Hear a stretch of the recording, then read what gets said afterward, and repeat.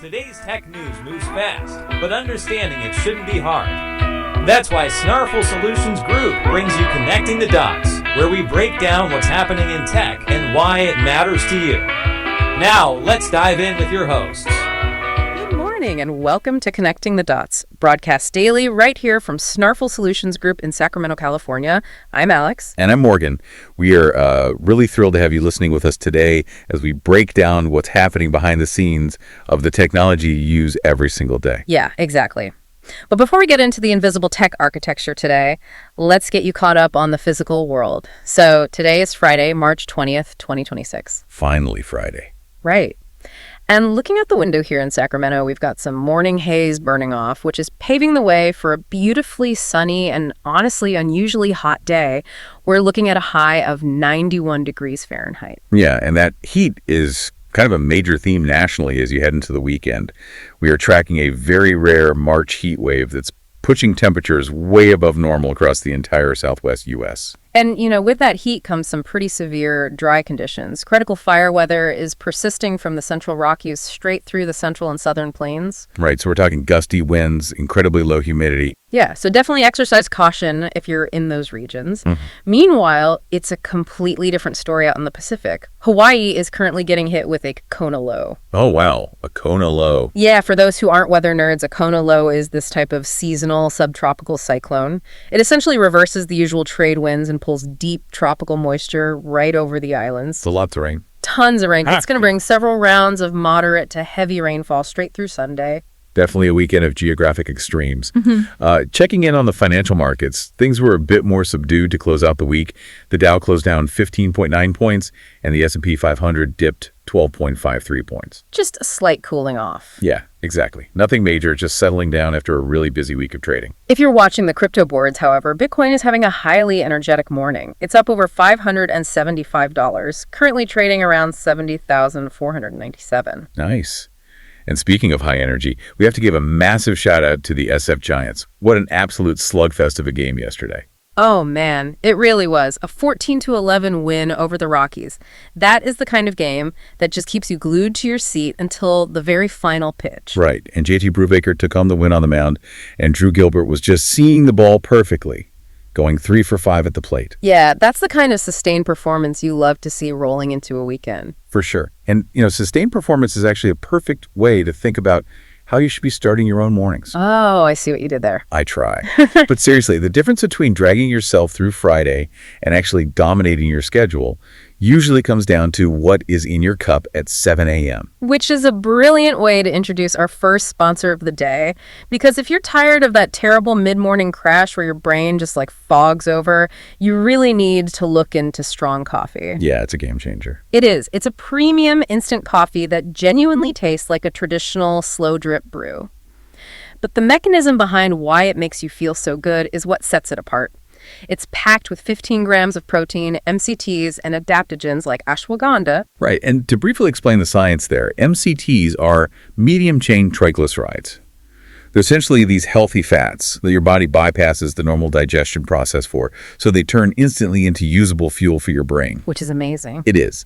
Combine that with ashwagandha, which is a natural root extract known to help your body manage cortisol and stress, you get this really clean, dialed-in focus. Yeah, without those anxious jitters that normal black coffee gives you, it fundamentally changes your morning routine. You can experience this for yourself and get a great deal just for listening to the show. Exactly. Just use promo code SNARFUL, that is SNARFUL, for 20% off your entire purchase at strongcoffeecompany.com. Again, that is promo code SNARFUL at strongcoffeecompany.com. Okay, let's shift gears and open up the Morning Star. The Snarful Tech Article Report. That's the one. As we combed through the stack of sources today, a very distinct narrative emerged. We are watching this massive coordinated effort to standardize the chaotic systems of the last decade. Yeah, let's start with the legal system. Our first story comes from Washington. The newly released White House draft framework for AI legislation is officially out. Right.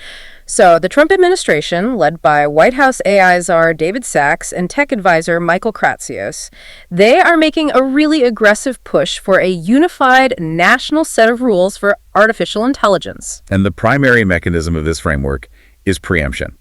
The administration wants to preempt what they're calling a 50-state patchwork of AI laws. Which makes sense from a business standpoint, right? Absolutely. If you look at it structurally, having 50 different states passing 50 different definitions of what AI can and cannot do creates an impossible compliance matrix. Right. Like a tech company would have to segment its databases based on whether a user crosses state lines from California into Nevada. Exactly.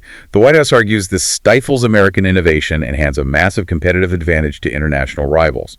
They want one single rule book. Okay, and a huge pillar of this proposed rulebook focuses on how kids and teenagers interact with these algorithms.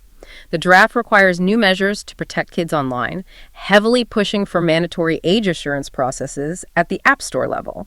So parents would have to explicitly approve app downloads for minors. Right. And the platforms would be forced to offer robust account controls, allowing parents to manage screen time, privacy, and, content exposure. Now, the debate here isn't about whether kids need protecting, right? It's entirely about the mechanism of that protection. The administration believes that by centralizing the rules at the federal level, they can force Apple, Google, and Meta to build standardized parental dashboards. Yeah. They argue this empowers the parent rather than relying on a government agency to dictate what's appropriate, which in their view avoids messy First Amendment censorship issues. I gotta say, though, I have to challenge the core premise of relying on parental controls as the primary defense mechanism here. How so? Well, think about the last time you tried to set up a new smart device or manage a family iCloud account. It is incredibly tedious, expecting everyday parents who are already working full-time and managing a household to essentially moonlight as IT security administrators for their teenagers. It just feels completely unrealistic. You aren't alone in that critique. Child safety advocates and policy experts are raising the exact same red flag, and they're pointing to internal data from the tech giants to prove it. Really? What does the data say? So a recent internal study leaked from Meta revealed that their proprietary parental supervision tools had a statistically minimal impact on adolescent usage habits. Wow. Yeah. Furthermore, internal documents from TikTok show that families rarely even activate these controls. And when they do, the tools mostly just limit screen time. They completely fail to address the primary parental concerns, like exposure to inappropriate content or predatory interactions. So it feels like the government is mandating seatbelts in all cars, which obviously is a positive step. But through this preemption clause, they're telling individual states they are legally forbidden from lowering the speed limit in a school zone, even if local data shows the road is still dangerous. That is exactly the friction point. The preemption clause is the battleground. Policy experts at organizations like the Heritage Foundation point out that state legislatures have historically been the most agile first line of defense against emerging tech harms. Right, they can move much faster than Congress. Exactly. If Congress preempts them, that agility just vanishes. This is exactly why competing proposals are gaining traction. Most notably, a framework introduced by Senator Marsha Blackburn. Okay, yeah. Her proposal takes a radically different structural approach. She has introduced a framework that incorporates major bipartisan bills like the Kids Online Safety Act, or COSA, and the End No Fakes Act. And her stated goal is to protect the 4 Cs, right? Yeah. Children, creators, conservatives, and communities. The mechanical difference between her framework and the White House draft is that Senator Blackburn's bills target the actual design architecture of the platforms. So not just adding a dashboard. Right. Instead of giving parents a dashboard to turn off the app, the legislation forces the developers to remove addictive design features by default. We're talking about banning infinite scrolling, autoplay videos, and those algorithmic reward loops engineered to maximize dopamine hits. Got it. So, using the car analogy again, instead of giving parents a slightly better brake pedal, they're trying to redesign the engine so it physically cannot accelerate to dangerous speeds in the first place. That's a great way to put it. And crucially, her framework explicitly preserves state authority. It does not preempt states from passing stricter laws. So we're watching a real-time philosophical collision over who holds the ultimate authority to govern this stuff, the federal government, the states, or the parents. Exactly. And while lawmakers debate the legal architecture from the top down, the tech companies themselves are rapidly standardizing the physical architecture from the bottom up. Which brings us to our second story. Yeah, moving from the laws governing AI to the actual silicon running it in your living room. Right. So Xiaomi, The massive global electronics and hardware manufacturer just pulled the curtain back on their new MiMo-V2 AI models. Right. And the financial commitment here is staggering. Oh, it's huge. They're executing a $27.8 billion research and development push over the next 5 years. To put that in perspective, $5.6 billion is slated to be spent in 2026 alone. Wow. And they're channeling those funds directly into their self-developed MiMo Foundation model. The flagship release is the MiMo-V2 Pro, which carries the internal codename Hunter Alpha. Sounds intense. It is. This is a 1 trillion parameter model. To demystify that term real quick, parameters are essentially the artificial neural connections within the model. The higher the parameter count, the more complex reasoning, nuance, and contextual memory the AI possesses. Right. And Xiaomi's benchmark tests claim Hunter Alpha is operating in the same weight class as OpenAI's GPT 5.2 and Anthropic's Opus 4.6. Which is wild. And they also launched a leaner open source variant called MiMo-V2 Flash. This version is built for blistering speed, focusing on rapid reasoning and coding generation. It's meant to compete head-to-head with models like DeepSeek V3.2. But, the technical specs aren't even the real story here. No, the real story is the strategy.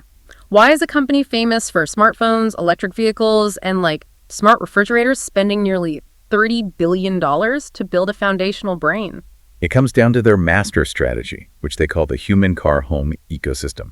Currently, most smart devices rely on an API and application programming interface. Right. An API is essentially a digital bridge to someone else's server. If your smart home runs on an external API, every time you ask your fridge for a recipe, your data travels to a third-party server, gets processed, and comes back. Which leaves the hardware company completely at the mercy of the software provider. Precisely.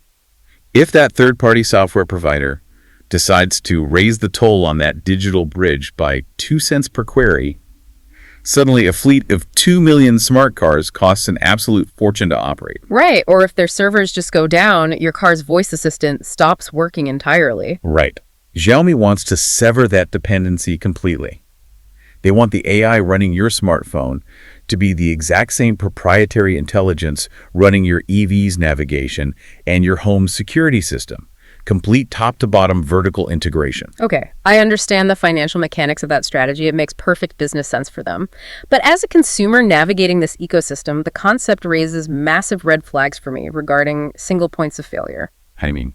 Well, we hear the phrase putting all your eggs in one basket all the time, but let's look at this more mechanically. Think of this ecosystem like a biological central nervous system. If your appliances, your locks, and your vehicle are the limbs, and this trillion parameter Hunter Alpha model is the brain, what happens when the brain suffers a glitch? If you use separate systems, a bug in your thermostat is just a cold living room. Right. But if the entire house shares a single cognitive architecture, an algorithmic hallucination is effectively a digital stroke. The whole system paralyzes simultaneously. Yeah, that is terrifying. But the trade-off you're describing is the ultimate dilemma of modern convenience. The benefit of a shared nervous system is absolute contextual awareness. True. The system knows you left the office because your car told the network, so the house begins cooling down your living room and preheating the oven before you even pull into the driveway. It feels like magic. It does. But the cost of that magic is handing over the architectural blueprints of your physical reality to a single algorithmic entity. If it misinterprets a command, the cascading effects across your car and your home could be disastrous. Yeah, you're hitting on the core theme of the decentralization. Xiaomi believes the seamless interoperability of a centralized system far outweighs the isolated safety of fragmented devices. They're betting $28 billion that consumers will choose convenience over compartmentalization. And that physical standardization inside your home perfectly parallels a completely invisible standardization happening right now in the global economy. Let's move to our third story and examine the underlying plumbing of Wall Street. Right. So the U.S. Securities and Exchange Commission has officially greenlit a rule change for NASDAQ, permitting specific high-profile securities to trade in a tokenized format. Which is a massive shift. This is happening through a pilot program managed by the Depository Trust Company, or DTC. To understand why this matters, you really have to understand what the DTC does. Right, they're kind of the invisible backbone. Exactly. The DTC is essentially the central vault of the American financial system. They handle the post-trade settlement. When you buy a share of stock on an app, you see it in your account instantly. But behind the scenes? Behind the scenes, a massive, archaic process kicks off involving clearinghouses, brokerages, and multiple separate ledgers that all have to be manually reconciled to prove you actually own that share. Yeah, and the current standard for this reconciliation is called T+1 settlement, meaning the actual transfer of ownership and funds finalizes 1 business day after the trade is executed. Right. Every step in that multi-ledger process introduces a fraction of a delay, a fraction of a cent in fees, and a fraction of counterparty risk. And tokenization completely upends that mechanism. By putting these securities on a blockchain, they're creating a single, immutable, cryptographic ledger. Instead of 5 different banks checking 5 different spreadsheets at the end of the day, there's one undeniable digital receipt sitting in the middle of the table that updates instantly. What makes this pilot program monumental is the scope. They aren't testing this on obscure, highly volatile crypto assets. The SEC approved tokenization for heavy hitters equities in the Russell 1000 index and major S&P 500 ETFs. Yeah, they're taking the most traditional, heavily regulated financial instruments in the world and migrating them to blockchain rails. So for the average investor listening, what does this change about your retirement account? Well, the brilliant part is that on the surface, it changes absolutely nothing. A tokenized share of a Russell 1000 company has the exact same ticker symbol. It carries the exact same CUSIP number, which is that 9-character alphanumeric fingerprint used to identify any financial security. Right. You retain the exact same voting rights and receive the exact same dividends. It even trades on the exact same NASDAQ order book. So the mechanism of the trade remains identical, but the infrastructure supporting it is revolutionary.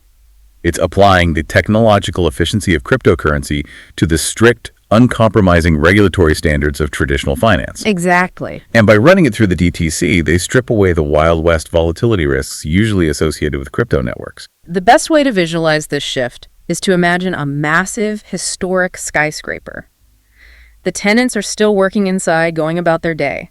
You walk into the kitchen, turn the faucet, and the water flows with the exact same pressure you're used to. Right. Everything looks completely normal. Everything looks completely normal. But hidden behind the drywall, the building management has systematically swapped out a century of rusted, leaking iron pipes with state-of-the-art, high-efficiency materials. It really is the ultimate invisible upgrade. Furthermore, it incorporates a brilliant fail-safe mechanism. Oh, yeah. Tell them about the fail-safe. If a specific trade encounters an error and cannot meet the rigorous tokenization requirements on the blockchain, the DTC system automatically defaults the transaction back to the traditional legacy settlement process. It ensures the market never freezes during the transition. That is so smart. It proves that regulatory bodies are finally gaining deep technical comfort with blockchain technology. This pilot program is the definitive first step towards standardizing tokenized assets across mainstream global markets. The financial architecture is being rebuilt while the market continues to trade at all-time highs. It's fascinating. It really is. Before we zoom out and connect all these dots, we want to mention our second sponsor today. If you have a friend who loves geeking out over tech, or if you're just a massive music and sports fan yourself, you have to browse through Old Glory. Yes, Old Glory is a premier, iconic merchandise store. Finding a gift that feels personal and high quality can be incredibly frustrating, but they have curated an unbelievable selection of officially licensed apparel and gear. It's the kind of merchandise people genuinely get excited to wear. They cover an incredible spectrum of bands, teams, and pop culture icons. And because you are a listener of this show, you get exclusive pricing to upgrade your wardrobe or grab that perfect gift. Just enter the promo code SNARFUL, that is SNARFUL at checkout, and you will receive 15% off your entire purchase. So head over to oldglory.com and apply promo code SNARFUL for 15% off. All right, let's take a step back and look at the whole board. Today's 3 stories might seem disconnected at first: politics, smart appliances, and stock market clearinghouses. But they are all chapters of the exact same narrative. Yeah, we're watching the standardization of modern life. In Washington, the White House is attempting to pour the concrete for a unified national legal framework, prioritizing centralized control over state-level agility to manage how society interacts with algorithms. Right. And in the physical realm, Xiaomi is spending billions to ensure that the artificial intelligence monitoring your home security is the exact same proprietary brain navigating your car and answering your phone. They're centralizing your personal hardware to eliminate reliance on external software bridges. And then in the financial sector, the SEC and NASDAQ are quietly replacing the fractured multi-ledger gears of traditional banking with a single standardized blockchain infrastructure. The architecture of our digital, physical, and financial realities is evolving simultaneously, which leads us to a vital question you need to consider as you move through your weekend. The push for standardization is always sold on the promise of efficiency and safety. One set of laws is easier to follow. One AI ecosystem is vastly more convenient. One financial ledger is faster and cheaper. But consider the ultimate cost of that efficiency. Is this incredible push for centralized standardization genuinely going to protect you as a consumer? Or is it slowly and visibly locking you into massive, unavoidable digital ecosystems where you have absolutely no alternative when things go wrong? Keep that dynamic in mind the next time a screen prompts you to agree to a new set of unified terms and conditions. We're here to help at Snarful, so reach out on our website if you have any more questions.